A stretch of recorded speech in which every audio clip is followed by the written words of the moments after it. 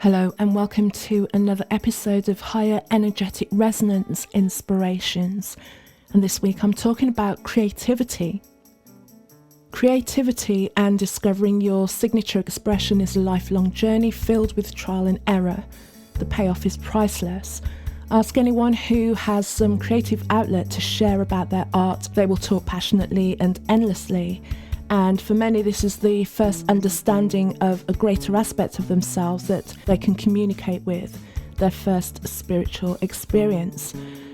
So this week, as I explore creativity, I'm also asking questions: how will AI technology affect the creativity of humanity? If we become increasingly reliant on machines, generations to come may never discover their innate creativity, and the mere idea of individuals being creative could actually become a conspiracy theory. How can we ensure that we don't separate ourselves from our creativity and inadvertently turn and separate ourselves from source?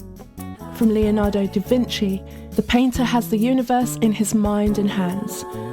At the end of this episode is a binaural beats track to promote a theta wave state of mind, an optimal state for creativity. So let's begin. Let's start with what is creativity. A quote from Albert Einstein is, "Creativity is intelligence having fun." If you don't know about me, my background is highly creative. So I'm a singer, songwriter, musician, pianist. I've written numerous blog articles. I wrote a book in 2017. I like to express my creativity in the way that I dress, the way that I cook. And I'm always trying to tune into that aspect, just to turn everything that I do into some sort of art form. I just appreciate the ability to just make something a little bit better, a little bit more pleasing, either in its process and its usability or also aesthetically. And for that reason, I suppose I'm a little bit checked out sometimes, and people will say that I often have my head in the clouds, but I wouldn't have it any other way. You know, I genuinely wonder about people who consider themselves not to be creative and therefore never really try to put anything out in the world. For me, creativity gave me an outlet when I felt that I was unable to express myself. It taught me the benefits of discipline and focus. It gave me confidence in my ability, especially as I could see how if I gave myself that opportunity to stick with something, that I could get better, and also that connection. It was truly my first ever spiritual experience, because after a while I kind of pondered deeply about the machinations of what I was doing. It was, how could I just start from silence and then have a completed song that I could send to so many different people could listen to? I'd have a blank page and then suddenly fill it with words that would be song lyrics or a blog post or a book. I could have a piece of fabric that would then be an item of clothing. And for me, I just always and still do see it as magical. And I am forever grateful to have discovered that aspect of myself. So for me, it was first-hand experience. It was first-hand proof that there is more to the way that we exist than what we experience and call the real, the tangible world. Pablo Picasso's famous quote sums this up perfectly when he says that everything that you can imagine is real.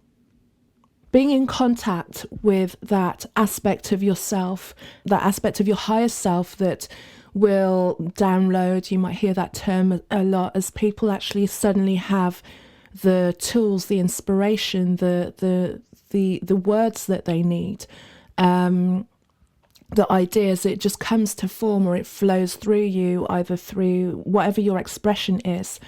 It really, like I said, for me, it was a spiritual experience, and we call this inspiration, and inspiration being in spirit is totally confirmation from my experience, is that we are constantly supported and guided if you open up to that aspect of yourself, if you receive what is being given to you. And inspiration is everywhere.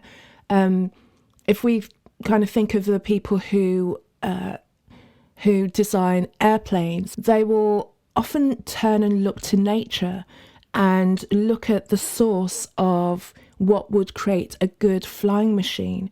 If I think of something like a helicopter is very much based on small insects like dragonflies, and the aerodynamicism, if that's a word, of those creatures is then informs the designers of how to create these massive machines. And inspiration is in everything, is available to everything if you are open to wanting to have a solution to something. We are all creative. Everything that exists in this world is a testament to someone tuning in and following their inspiration. The more that you create, the more that you trust, and the more that it grows. And you know that you can go into the state that you need to go into in order to bring forth what you want to bring forth and complete your work of art, whatever that might be. People use many different ways to do that. And at the end of this episode is a binaural beats track that will encourage your mind to go into the theta wave state, which is a state where often we're out of the way, our conscious mind, our chitter chatter is out of the way, and we are open to receive creative ideas. But there are many other ways to be able to bring that forth within yourself. Many people will find that going for a walk, washing dishes, having a shower, driving long distances, when you just kind of relax back into yourself, and then answers, ideas, guidance comes through when your mind is just not being overrun by you trying to make something happen. So many people fail to recognize that they are always in their creativity, even if they won't label themselves as a creative person. Every move that we make in the world is creative. And if you want to explore those gifts, then you have to allow yourself time to be bad, be suck for a while, and allow yourself to see what your signature expression is. For those people who really have not tapped into their own creativity, the idea of having technology and AI to create for them, it will be an easy sell to them because it will be convenient. And convenience always costs us. And if we lose our collective creativity, we're going to lose, I believe, our connection to source. So imagine that you can sell to somebody the idea that they can be a creative by downloading this app or using this platform. And because of the shortest attention span and the impatient, instantaneous mindset that the majority of people possess, and that has been cultivated by design, you'll believe that you've created something, but you haven't taken that time to kind of pull in that aspect of your higher self. I just believe that the ease at which these apps and AIs can create is astounding, and it can be very tempting. For instance, I remember before we had smartphones, the only way for me to remember numbers, if I didn't write them down and make sure that I carried around the book that had a list of all the people's numbers in them, for the most part, I memorised a vast majority of numbers. And this is also back in the day where not everybody had a telephone individually, but every household had a telephone number. So the amount of numbers that we needed to recall was much less. However, it just meant that I needed to remember numbers and use that aspect of my brain anytime that I needed to communicate with somebody via telephone. Of course, we don't do that now. We just tap into a phone and let the phone do the dialing for us. I find it difficult to remember my own telephone number simply because I changed my phone number about 3 or 4 years ago, and my mind will instantly go to the previous one that I had as opposed to the current one. It always takes me a moment to get it right. And that's just because I don't need to remember my phone number because it's being taken over by a machine. So it's a very simplified way of thinking about that, but it just shows how once we start to outsource aspects of ourselves to machines and technology, that ability then becomes latent within ourselves. Would we want to live in a world that's devoid of human creativity? And if we're outsourcing our creativity to AI, there are two aspects I can see. It's either we are giving to the world in being creative, or we're taking from the world by consuming. And creativity with AI, I see as consumerism. If I'm pressing a button and allowing that technology to create for me, I'm not learning anything, I'm not growing. And in 10, 15 years' time, the generation that are born now who have never picked up a pen or paper or created anything just from sitting with their thoughts and in their own inspiration and calling on their higher self to guide them, will know nothing of what it is to be a creative, and will probably not even believe that they have that ability. And the idea of being creative as a human will be seen as crazy.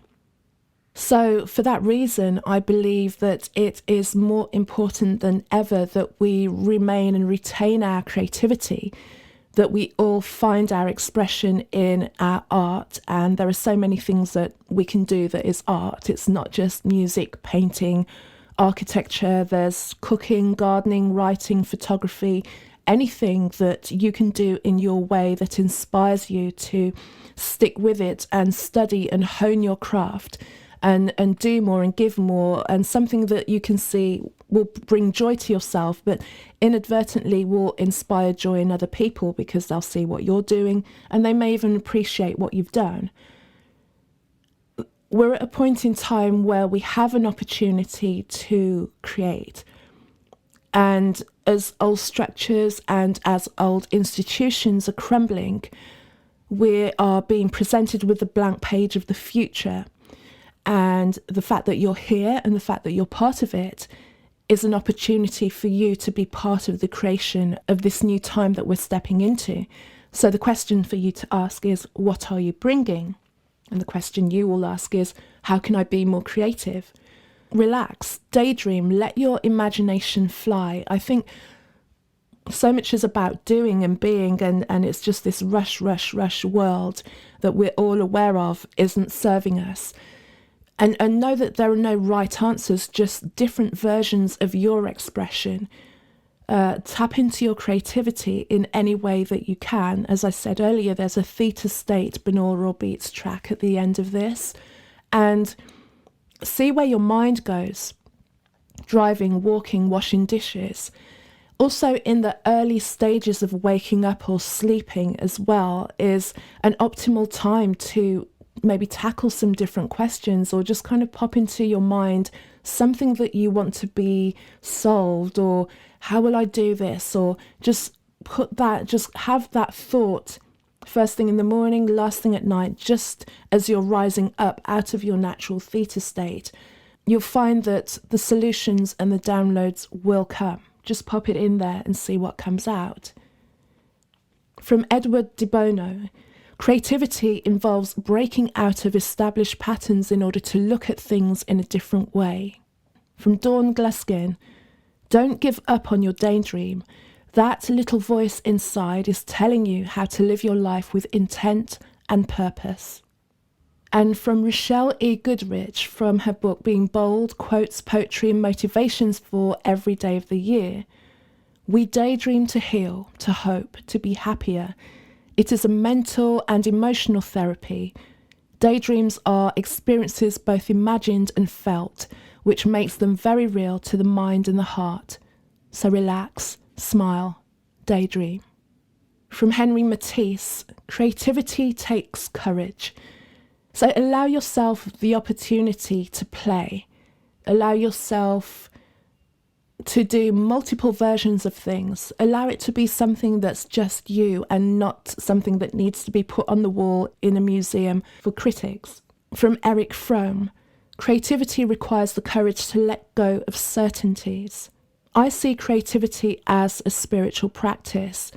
creativity in any form, but something that is explored regularly will always reveal to you a deeper part of yourself.